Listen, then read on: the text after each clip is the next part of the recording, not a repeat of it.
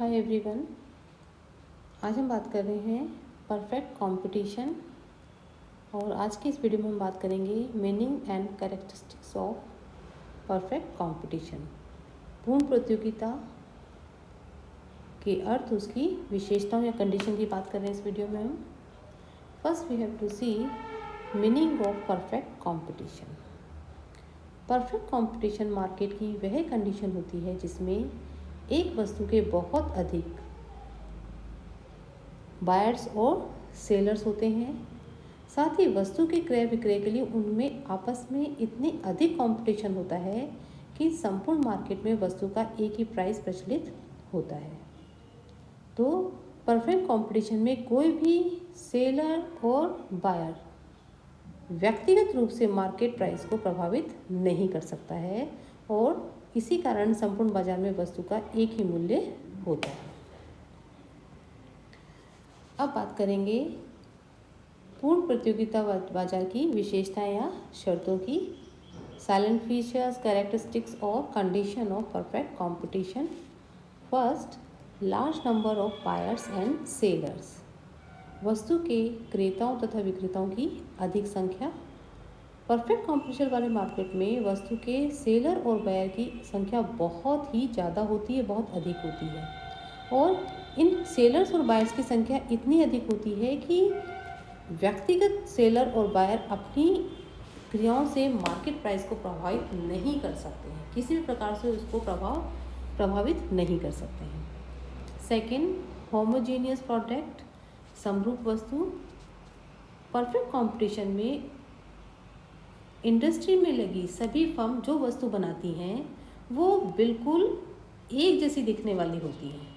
It means उसमें वस्तु विभेद नहीं किया जा सकता है। वस्तु में भौतिक दृष्टि से समानता नहीं होती है, बल्कि वस्तु में बात करें तो उनके ब्रांड, व्यापारिक चिन्ह, नेम आदि का भी कोई अंतर नहीं होता। इट मीन्स वो पूर्ण रूप से एक जैसी ही दिखती हैं। इतना ही नहीं, क्रेताओं के मन में किसी विक्रेता विशेष की वस्तु के प्रति किसी तरह से कोई उनका इंटरेस्ट भी नहीं होता है, कोई लगाव भी नहीं होता है। Then perfect knowledge of market conditions, प्रचलित मूल्यों की पूर्ण जानकारी। परफेक्ट कंपटीशन की एक और विशेषता यह है कि सेलर तथा बायर दोनों ही साइड को बाजार में प्रचलित मूल्यों की पूर्ण रूप से जानकारी होती है और जब सभी सेलर्स या बायर को बाजार में प्रचलित मूल्यों की जानकारी होती है तो कोई भी विक्रेता बाजार में प्रचलित मूल्य से अधिक मूल्य वसूल नहीं कर सकता है, क्योंकि जो बायर्स हैं उनको प्राइस की जानकारी होती है। और यदि मान लीजिए कोई विक्रेता अधिक मूल्य लेना चाहता है, उसको अधिक मूल्य लेने का प्रयत्न करता है, तो क्रेता उस वस्तु को परचेज करने वाला विक्रेता को छोड़कर किसी दूसरे विक्रेता से उस प्रोडक्ट को परचेज कर लेता है। क्यों? क्योंकि वस्तुएं बिल्कुल एक जैसी होती हैं। और यदि इसी तरह विक्रेता को प्रचलित मूल्य की जानकारी होने से वह उससे कम मूल्य पर वस्तु नहीं बेचता है, क्योंकि वह प्रचलित मूल्य पर चाहे जितनी मात्रा में उस वस्तु को बेच सकता है, क्योंकि मार्केट में प्राइस एक ही है। Then absence of transport cost, परिवहन लागतों का अभाव।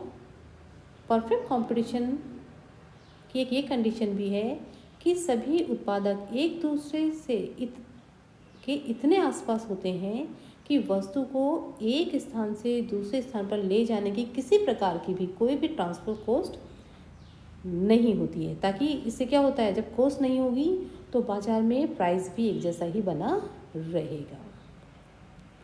Then uniform price.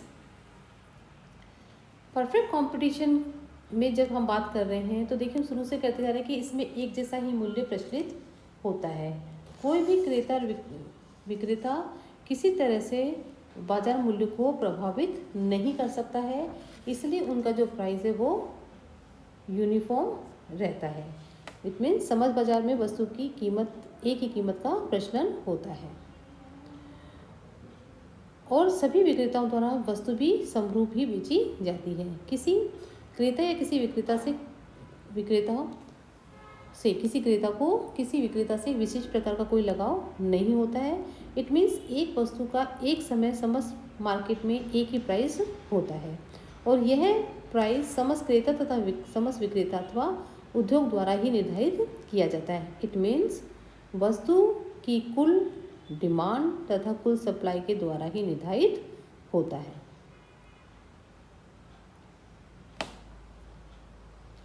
Next, free entry and exit of firms. Perfect competition का एक ये और कंडीशन है कि फर्मों का स्वतंत्र प्रवेश और बहिर्गमन होता है। इट मीन्स नई फर्मों को प्रवेश करने में कोई दुविधा नहीं होती और पुरानी फर्म भी उद्योग को छोड़कर आसानी से जा सकती हैं, उनको पूर्ण रूप से स्वतंत्रता होती है। जब कोई उद्योग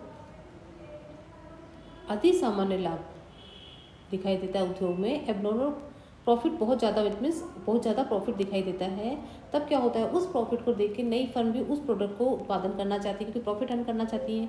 तो ऐसी कंडीशन में नई फर्म उद्योग में आ जाती हैं और यदि उद्योग में जब हानि होती है कुछ फर्मों को, तब वे क्या होती हैं, उस उद्योग को छोड़कर चली जाती हैं। इस कारण पूर्ण प्रतियोगिता में फर्मों को केवल सामान्य लाभ ही प्राप्त होता है, वो एडजस्ट हो जाता है। Clear? Then perfect mobility of goods and factors of production.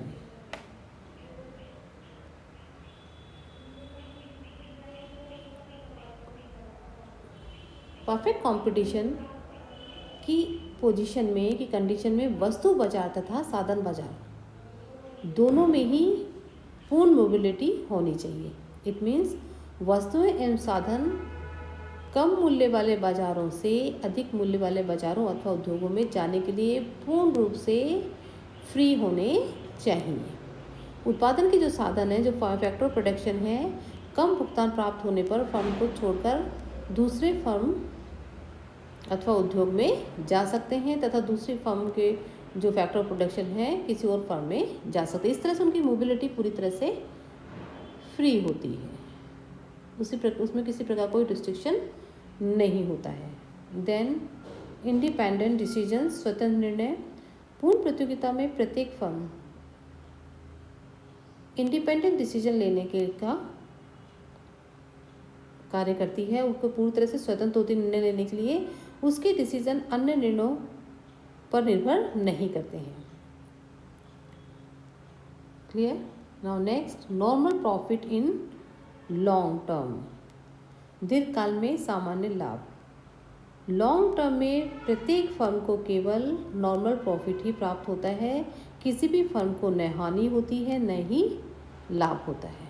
तो ये कुछ कंडीशंस हैं परफेक्ट कंपटीशन की या उसकी विशेषताएं हैं